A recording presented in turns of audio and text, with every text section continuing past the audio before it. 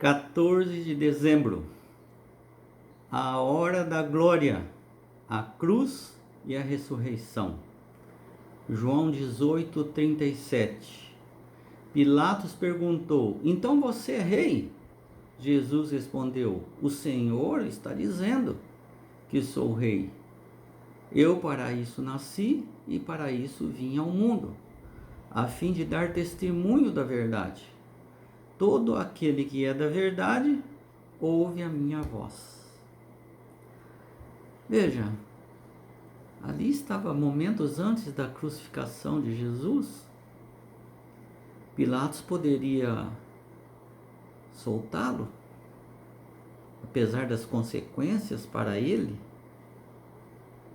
Seria a vida arrasada, né, pelo império e pelos judeus, os fariseus. Ele perderia todo o ambiente ali, cairia em ruína. No pensamento humano seria isso. Mas, por outro lado, ele poderia ser chamado como discípulo de Jesus. Ele fez a sua escolha. E a sua escolha foi lavar as mãos. Vocês é que se virem, eu não vou decidir. Quer dizer, ele já estava decidindo. Nesse mundo nós não existe muro. Se nós decidimos, nós temos duas opções, sim ou não. Se nós não decidimos, nós temos uma opção só: não. Você não decidiu. Então existem duas possibilidades de você ser condenado e uma possibilidade de você ser salvo. Agora, se a pergunta for relacionada a algo da verdade, por exemplo, você vai negar Jesus? Você vai dizer sim, aí você está condenado. Se você dizer não, você está salvo.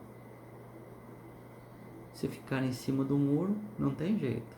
Você tem que tomar essa decisão. Então, Pilatos tomou a decisão dele. E Jesus não o recriminou. Ele vai colher as consequências dele. Você colhe as suas, eu colho as minhas. Não tenho o que reclamar.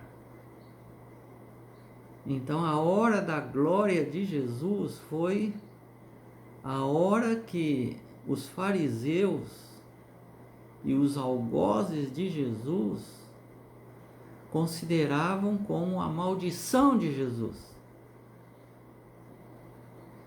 Então a glória de Jesus está na cruz, a morte mais vergonhosa que existia. Entretanto, foi um fato que jamais será esquecido na eternidade, para a honra e glória de Jesus. Representou o amor de Deus, até onde o amor de Deus pode ir para salvar a humanidade. Este é o amor de Deus. A cruz. Tem alguma coisa pior do que a cruz? Para um Deus, foi humilhado, rebaixado, considerado pária da sociedade humana, crucificado numa cruz, fora da cidade, no lixão da cidade, como dizendo: você é lixo. Um Deus, se fosse nós, tudo bem. Nós somos lixo mesmo. Sem Jesus nós somos lixo, trapos de imundícia. Mas Jesus, Deus puro, amoroso, ele veio com só um objetivo: nada para ele, tudo para nós. E essa foi a maior glória de Jesus. a maior honra, a cruz do Calvário. A crucifixão de Jesus e a ressurreição posterior são o clímax dos 4 evangelhos. E João, por exemplo, do capítulo 1 até o capítulo 10, ele cobre 3 anos e meio da vida de Jesus aqui na Terra. E o capítulo 11 ao 20, ele cobre 1 a 2 semanas finais de Jesus. Veja a importância. Ele dedica 10 capítulos só nas últimas 2 semanas, não dá nem 2 semanas da vida de Jesus aqui na Terra, que relata a cruz e a ressurreição. Veja a importância que é dada. Se você ler a mesma história da morte de Jesus nos 4 evangelhos, você vai ver que eles abrangem, enfatizam alguns eventos diferentes.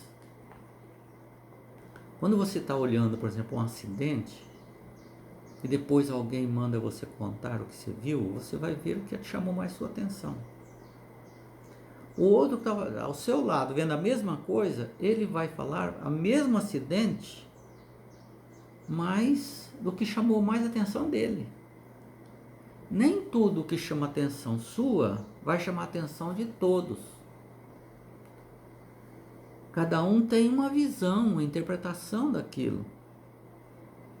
Tem uma opinião. E ele vai ver coisas que vai chamar mais atenção, embora tudo seja a mesma coisa. Por exemplo, Mateus, quando ele olha a cena da crucifixão, ele enfatiza o cumprimento das escrituras, das profecias. Então o livro de Mateus, ele vem mostrando que a morte de Jesus já estava prevista no Antigo Testamento. Marcos destaca